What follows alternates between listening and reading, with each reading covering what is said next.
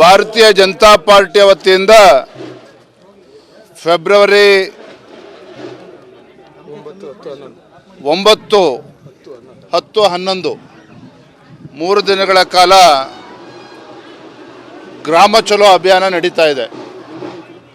ನಮ್ಮ ರಾಷ್ಟ್ರೀಯ ಅಧ್ಯಕ್ಷರು ನಡ್ಡಾಜಿಯವರ ಅಪೇಕ್ಷೆಯಂತೆ, ನಮ್ಮ ಹೆಮ್ಮೆಯ ಪ್ರಧಾನಮಂತ್ರಿ ನರೇಂದ್ರ ಮೋದಿಜಿಯವರ ಒಂದು ಅಪೇಕ್ಷೆಯಂತೆ ಈ ಒಂದು ಗ್ರಾಮ ಚಲೋ ಅಭಿಯಾನಕ್ಕೆ ಇವತ್ತು ಚಾಲನೆಯನ್ನು ನೀಡಿದ್ದೇವೆ.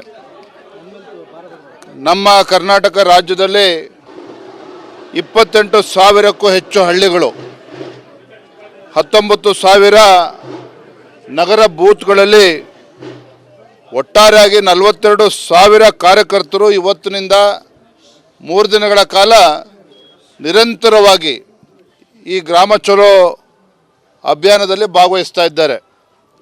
ನಾನಿವತ್ತು ನಮ್ಮ ಯಶವಂತಪುರ ವಿಧಾನಸಭಾ ಕ್ಷೇತ್ರದಲ್ಲಿ ಬೂತ್ ನಂಬರ್ 455 ಮತ್ತು 454 ಈ ಬೂತ್ಗಳಲ್ಲಿ ಗ್ರಾಮ ಚಲೋ ಅಭಿಯಾನಕ್ಕೆ ಚಾಲನೆಯನ್ನು ಕೊಟ್ಟಿದ್ದೇನೆ.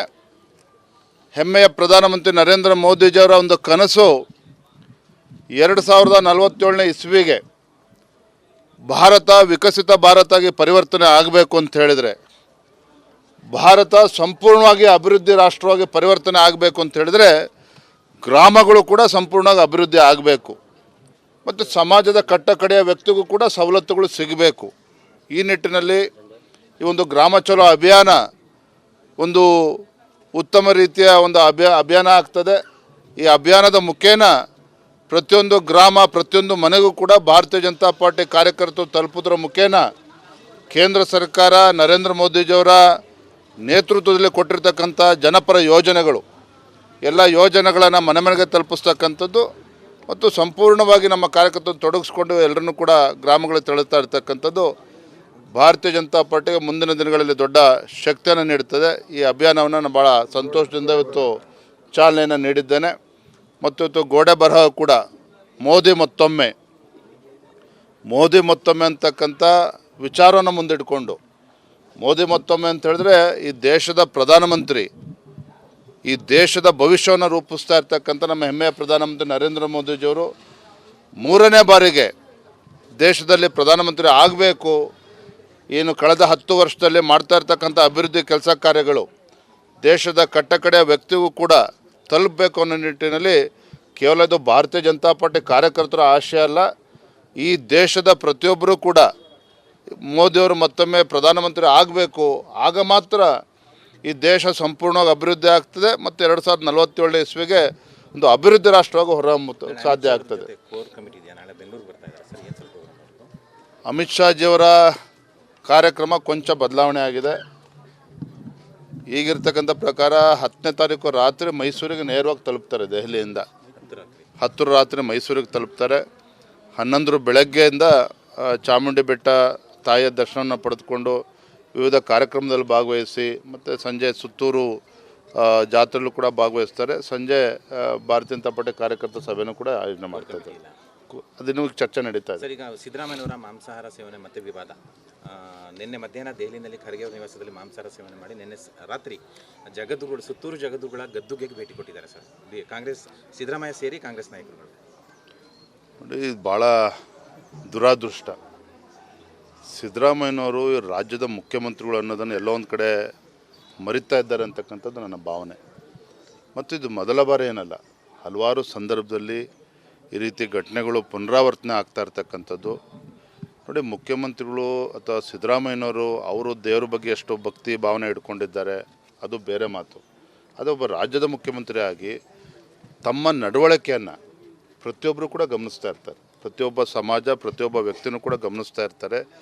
ಈ ರೀತಿ ಆಗಿರ್ತಕ್ಕಂಥ ಘಟನೆ ನಿಜವಾಗ್ಲೂ ಕೂಡ ಇದು ಖಂಡನೀಯ. ಇದು ಅದರಲ್ಲೂ ಕೂಡ ಸುತ್ತೂರು ಗದ್ದುಗೆಗೆ ಒಂದು ಪವಿತ್ರ ಸ್ಥಾನಕ್ಕೆ ಭೇಟಿಯನ್ನು ಕೊಟ್ಟಿರ್ತಕ್ಕಂಥ ನಿಜವಾಗ್ಲೂ ಕೂಡ ಇದು ದುರಂತ. ಇದು ನಿಜವಾಗ್ಲೂ ಕೂಡ ದುರಂತನೇ. ಇದು ಯಾಕೆ ಈ ರೀತಿ ಪದೇ ಪದೇ ಈ ರೀತಿ ಘಟನೆಗಳು ನಡೀತಾ ಇದೆ ಅವರೇ ಉತ್ತರ ಕೊಡಬೇಕು. ಮಾನ್ಯ ಮುಖ್ಯಮಂತ್ರಿಗಳು ಒಂದು ಕಡೆ ನೆನೆ ಭಾಷಣ ಮಾಡ್ತಾರೆ, ಅಣ್ಣ ಬಸವಣ್ಣವ್ರನ್ನ ನೆನಪು ಮಾಡ್ಕೊಳ್ತಾರೆ.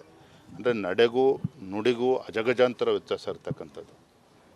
ನಡೆಗೂ ನುಡಿಗೂ ಅಜಗಜಾಂತರ ವ್ಯತ್ಯಾಸ ಇರ್ತಕ್ಕಂಥದ್ದು. ಇದು ಎಲ್ಲೋ ಒಂದು ಕಡೆ ಯಾವುದೋ ಒಂದು ಸಮಾಜಕ್ಕೆಲ್ಲ, ಇಡೀ ರಾಜ್ಯದಲ್ಲಿರ್ತಕ್ಕಂಥ ಎಲ್ಲ ಭಕ್ತರ ಒಂದು ಭಾವನೆಗೆ ಧಕ್ಕೆ ಬರ್ತಕ್ಕಂಥ ರೀತಿಯಲ್ಲಿ ಮುಖ್ಯಮಂತ್ರಿಗಳು ನಡ್ಕೊಳ್ತಾ ಇರ್ತಕ್ಕಂಥದ್ದು ನಿಜವಾಗ್ಲೂ ಕೂಡ ಇದು ದುರಾದೃಷ್ಟ, ಈ ನಾಡಿನ ದುರಾದೃಷ್ಟ ಅಂತೇಳಿ ನಾನು ಹೇಳೋದಕ್ಕೆ ನೀವು ಬಂದು ಕೂಡ ಕ್ಷೇತ್ರಕ್ಕೆ ಎಷ್ಟು ಸಂಶಕರು ಗೈರಾಗಿದ್ದಾರೆ?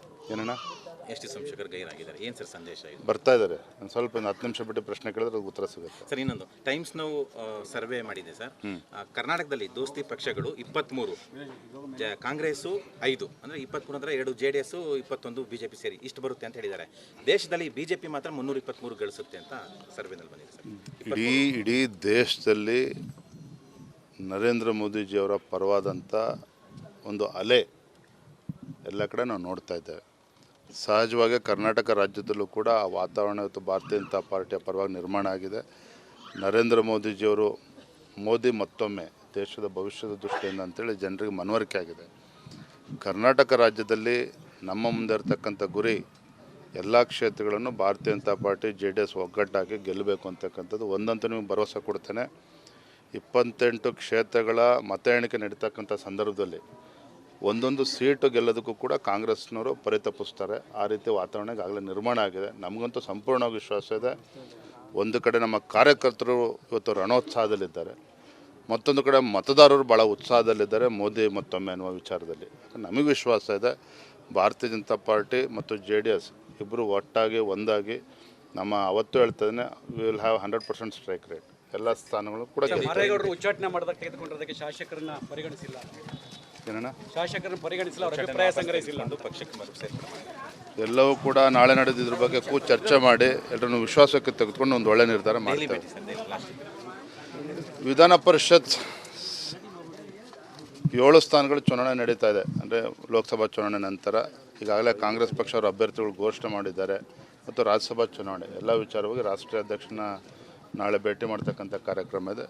ಭೇಟಿ ಮಾಡಿ ಚರ್ಚೆಯನ್ನು ಕೂಡ ಮಾಡ್ತಾರೆ. ಏನಪ್ಪ ಇದು ಯಾವುದು ಕೂಡ ಚರ್ಚೆ ಆಗಿಲ್ಲ. ದೆಹಲಿ ವರಿಷ್ಠರ ಜೊತೆ ಚರ್ಚೆ ಮಾಡ್ತಾರೆ. ಧನ್ಯವಾದ. Thank you. ಸೋಲಿಲ್ಲದ ಸರದಾರ, ಗೆಲುವಿನ ಗುರಿಕಾರ, ಮತ್ತೆ ಅಧಿಕಾರಕ್ಕೆ INDIA ಹೂಂಕಾರ. ಕಾವೇರುತ್ತಿದೆ 2024ರ ಲೋಕ ಸಮರ. ದೇಶದ ನಂಬರ್ 1 ನೆಟ್ವರ್ಕ್ನಲ್ಲಿ big coverage.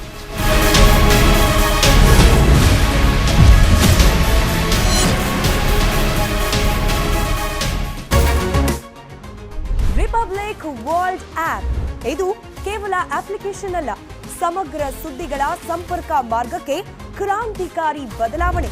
Republic World app ಕೇವಲ ಸುದ್ದಿ ಅಪ್ಲಿಕೇಶನ್ ಪರಿಚಯ ಮಾಡಿಲ್ಲ, ಬದಲಾಗಿ ಡಿಜಿಟಲ್ ಸುದ್ದಿ ಬಳಕೆಯ ಹೊಸ ಯುಗಕ್ಕೆ ನಾಂದಿ ಹಾಡ್ತಿದೆ.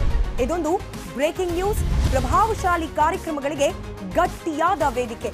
ಇಲ್ಲಿ ಕೇವಲ ತಾಜಾ ಸುದ್ದಿ, ಅದರ ನೇರ ಪ್ರಸಾರ ಮತ್ತು ಚರ್ಚೆಗಳಿಗೆ ಮಾತ್ರ ಅವಕಾಶ. ರಿಪಬ್ಲಿಕ್ ವರ್ಲ್ಡ್ ಆಪ್ ಈಗಲೇ ಡೌನ್ಲೋಡ್ ಮಾಡಿ. ಗೂಗಲ್ ಪ್ಲೇ ಸ್ಟೋರ್ ಹಾಗೆ ಆಪಲ್ ಆಪ್ ಸ್ಟೋರ್ನಲ್ಲಿ ಲಭ್ಯ.